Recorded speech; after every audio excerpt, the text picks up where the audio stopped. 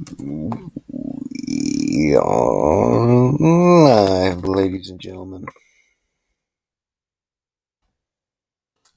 Boy, am I excited to talk about some things, do a couple mock drafts here and there. Quite excited. And man, was that Arizona game fun to watch. That was our first real blowout of a good team in forever. I believe we're the only second team since like 2003 to actually blow out a 10 plus win team and be the worst team ever. So, I want to talk about some players who stuck out to me that weren't exactly the obvious example. Monroe St. Brown and Craig Reynolds. And I wanted to talk about the player that we all kind of I think are shocked. See the most that's getting praise, which is Will Harris. And so I decided to look into some of our good old pals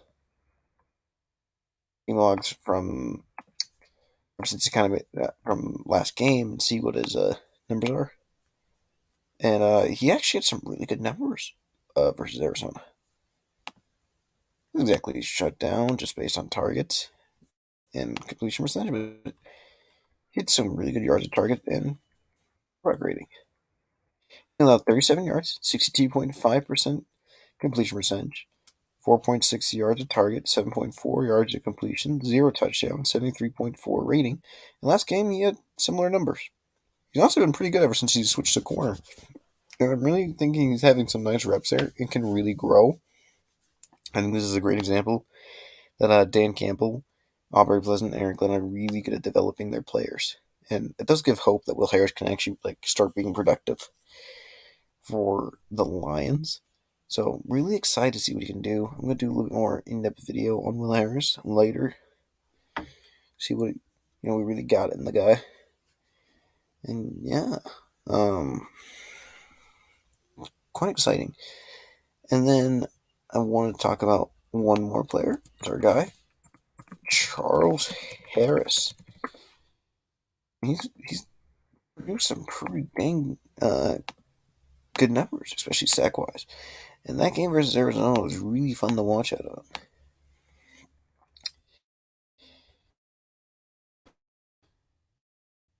Looking at a Harris game, let me game log. Come on, BFR, work for me. Okay, there we go. Come on. Okay. He had 1.5 sacks. He has 32 pressures on the year, by the way, in total. 32 pressures plus 18 hurries, which hurries are also pressures, by the way. I don't know why they split those. He had 4 pressures versus Arizona, plus his QB hits, if I can find his QB hits.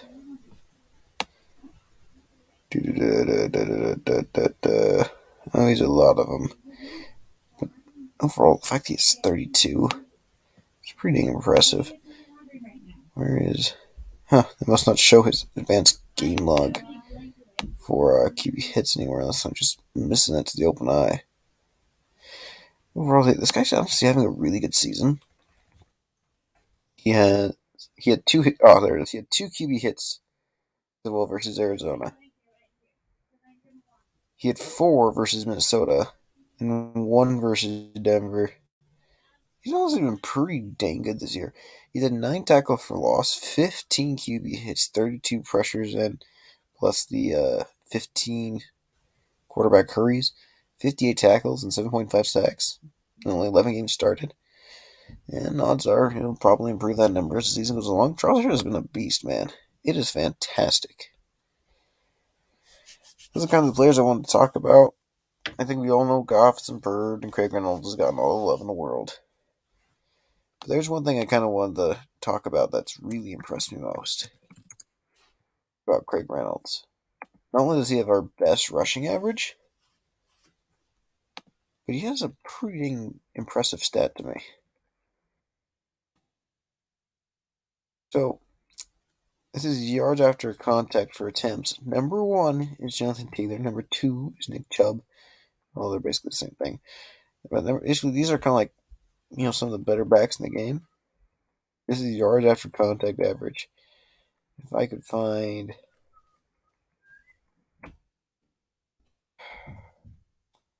I don't know how I did this. Basically, I was able to find good old pal Craig Reynolds. Here it is. If we go to, let's see, where is he at? Where is our boy Craig? He's averaging 3.6 yards after 3.1 yards attempt after contact. He would be number 1 in yards after contact. That's crazy. 114 yards after contact. That's impressive. He's being an absolute stud. And he had 92 yards after contact last week. And he had 9 broken tackles. That's a great game. That's impressive. I'm being perfectly honest with you. I think Craig Reynolds is a better running back than DeAndre Swift, based on running alone. Swift is, of course, a bit more complete due to his pass catching abilities, but I think Craig can also be a good pass catcher. He's shown some good moments. But those are the impressive parts. So now let's move on to some mock drafts. So I'm going to be using 2 different simulators and see how they kind of go. So first off, we're going to be using Pro Football Focus's mock draft. I kind of thought it'd be interesting. I haven't used it yet in the stream, so I was like, oh, might as well. And they do give grades for the drafts, so I was kind of like that. But they only do 2 rounds, so it won't be kind of completely the same, but up there. So let's go to that 2 rounds. Let's see what the first 2 rounds can be for Detroit, and I'll only do the first 2 rounds for PFN for this first comparison. Go there. That would be the most Jaguars thing ever. Wow, okay, that's just not gonna happen. That's just not. Cornerback number 1 overall. That's hilarious. Okay. That's realistic. So we're gonna go Kayvon. So we got Kayvon there. All the way over here. Hamid Gardner got picked. That's interesting. We got that. Top options. We got Treylon Burks is right there. Drake London is there. Chris Olave is there. Some pretty interesting players. Jordan Davis, yeah, we got the 15 tackles. Emerson, Boo, Ritter. Dixon Hill is a safety, not a cornerback. Sign Jermaine Johnson. I would go. This is hard. You want the deep threat. I think Olave brings you that, but I think Treylon Burks does that for you too. I'm gonna go Treylon Burks, so I also have my receiver too. My bad, Garrett Wilson. And then let's go Andrew Booth. He's having a good year at Clemson. And bam. Oh boy, I got an A+ for getting Treylon Burks and A- for Booth. I don't know why I got a C+ for getting Kayvon at 2. Oh, it's because of maybe they're doing it the Jimmy Johnson way. I don't know. Yeah, those are the first 2 rounds there. And then we use PFN. Come on, wait for me. There we go.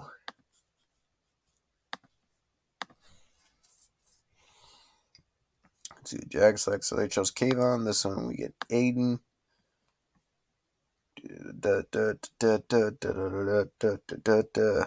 Ooh, Devin Lloyd. That's really unlikely that ever happens, by the way, guys. I would be eternally shocked if Devin Lloyd is still available. My word. And I didn't show you my mock draft. Welcome to the live one viewer, by the way. And I'll show you my PFN mock draft that I accidentally forgot to share with you guys. Up screen. Boom, there. And then there. Boom. In this mock draft, I got Aiden Hutchinson, Devin Lloyd, and David Bell. I'd argue that's a bit better than this. I don't know. I'm a big fan of Booth and Burks and Kayvon. I could see both. I think linebacker's such a big need. I think I like this PFN draft more. I'm gonna screw around with this PFF mock draft a bit more. It seems to be a bit different in their rankings. Booth is like a top 10 pick on PFN. PFF has him as a second rounder, so that's interesting. I want to keep giving some shots.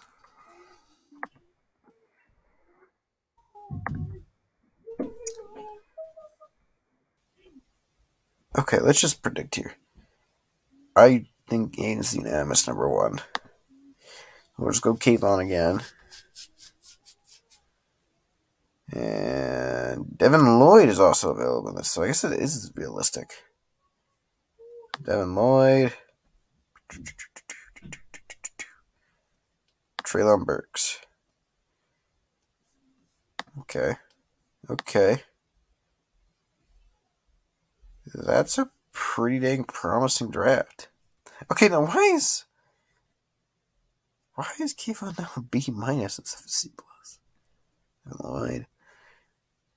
So that's some promising there. That's some promising stuff.